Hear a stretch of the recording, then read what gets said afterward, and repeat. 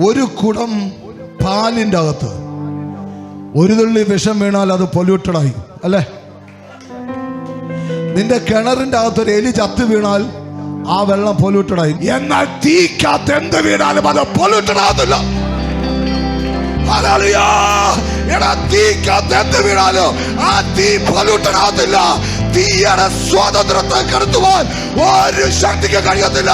അങ്ങനെയെങ്കിൽ പരിശുദ്ധാത്മാവ് വന്നാൽ പൊല്യൂട്ടഡായ നിന്നെ അത് നിർമ്മലമാക്കി മാറ്റുന്ന തീയാണ് പരിശുദ്ധാത്മാവിന്റെ തീ. ഓ, പരിശുദ്ധാത്മാവിന്റെ തീ ഇന്ന് പകൽക്കാലം അതിനെ സ്വീകരിക്കുക.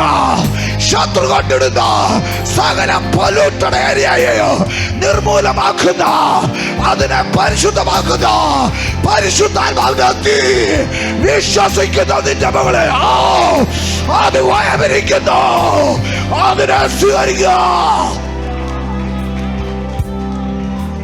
ഇനി തീക്കകത്ത് നീ ഇരുമ്പ് കൊണ്ടിട്ടാലും ആ ഇരുമ്പിനെ തീ ഉരുക്കും.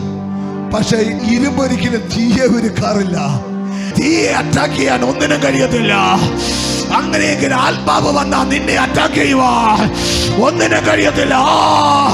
ഇന്ന് ആത്മപകർച്ച നടക്കുക. ഇന്ന് ചിലരെ ആത്മാവ് തുടങ്ങിയ ആത്മാവ് വന്നാൽ നിന്നെ ആർക്കും പൊല്യൂട്ടഡ് ആക്കാൻ പറ്റത്തില്ല.